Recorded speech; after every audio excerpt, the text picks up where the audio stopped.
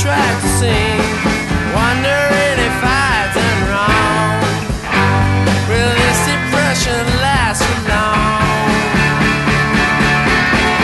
Won't you tell me, where have all the good times gone? Where have all the good times gone? Where have all the good times gone? Where have all the good times gone? Where have all the good times gone?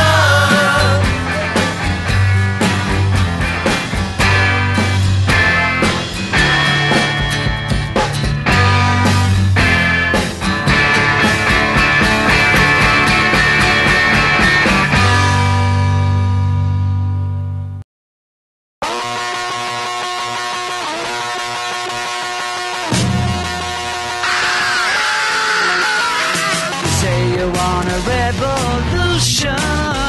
Well, you know, we all want to change the world. You tell me that it's evolution. Well, you know, we all want to change the world.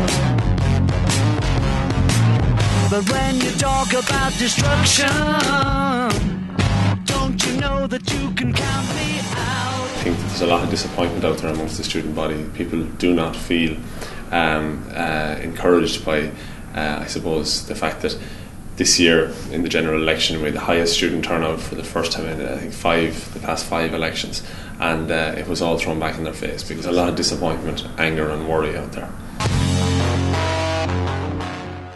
Now, my take on all of these protests is they do them because they have to be seen to do them. They have a 1 or 2 hour protest and they go home.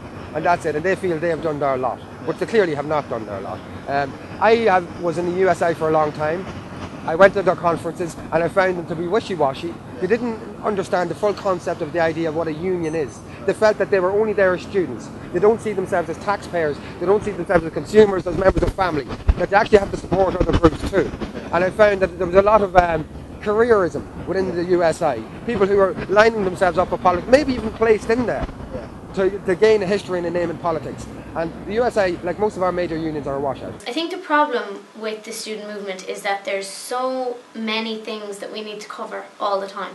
For example, this year there's been quite a lot of protests and quite a lot of sleep outs and, you know, sort of photo opportunities that have been very good, but they've all been for different things because, you know, the grant was cut, you know, the student assistance fund was cut, there's no deposit retention scheme, so the USA did a sleep out for a deposit retention scheme, they also, you know, did a sleep out for something else. They then did the big national protest, then they occupied the headquarters of, I believe it was Fine Gael, I think in Maynooth I think it was.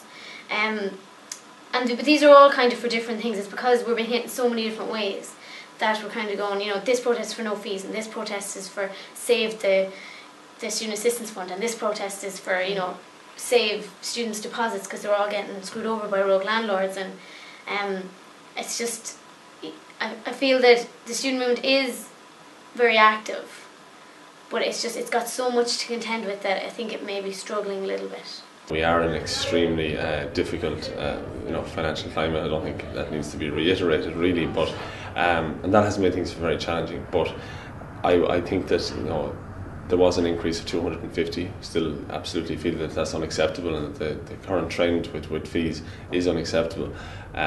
But I suppose the argument is that if we had not done so much to show how much students cared and how much, in fairness, how much the community cared, we can speculate at what would have happened if we didn't campaign.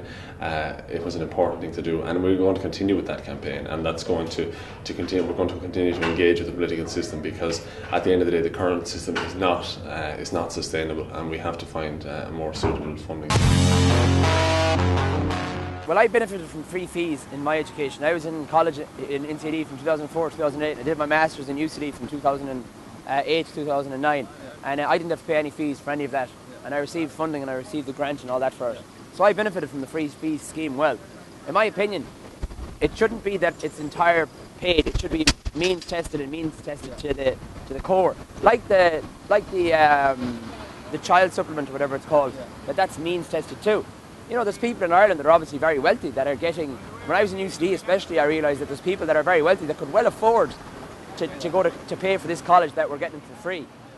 In my opinion, if we live in a capitalist society, how can we have a socialist education system where it's free for all? I think any question about what policies a government can afford is based on the false premise that there is some fixed pot of money that the government distributes amongst its various objectives and priorities.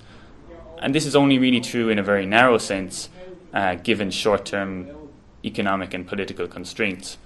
But when we discuss policies, and particularly policies that relate to long-term economic objectives, social objectives, etc., we should recognise that the policies pursued by a particular government are essentially political choices, and there are always alternatives to those choices.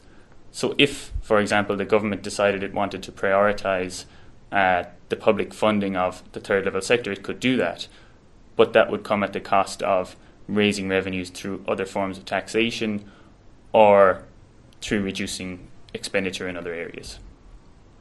I find the question a little surprising because at present there are tuition fees. If you study part-time, you pay fees. If you study postgraduate, you pay fees. So the whole range, and if you're not from Ireland or a graduate, you pay fees. So the whole plethora of students do pay fees.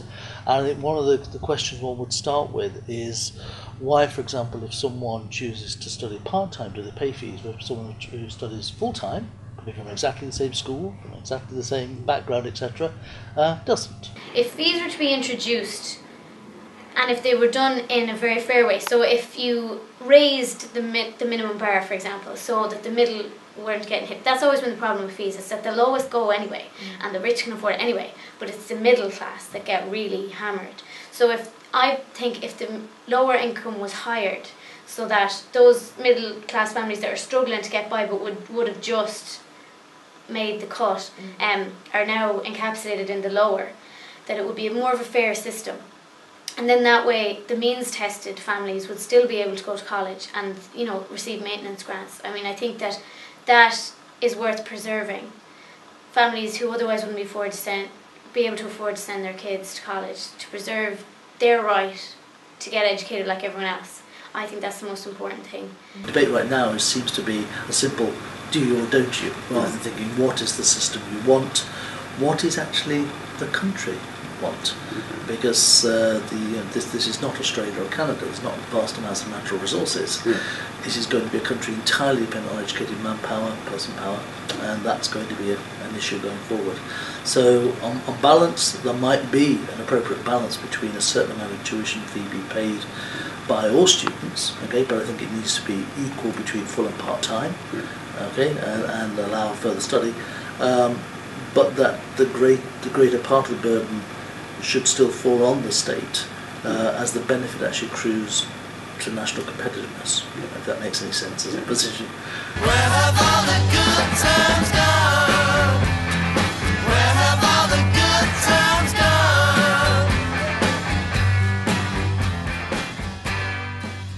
Yeah, I remember last year that food vouchers were a huge thing. We got food vouchers in, and students who were really finding it difficult and really struggling came in, and they actually didn't want money, they actually wanted the food vouchers.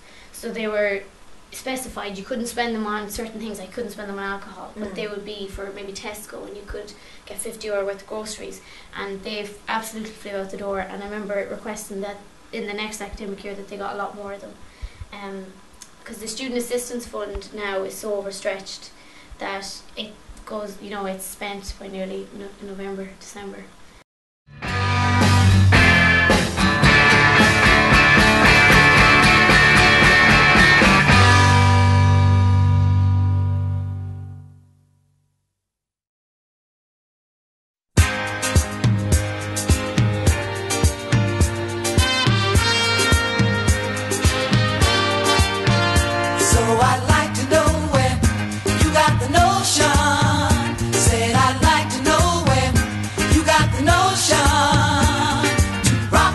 Don't rock the boat.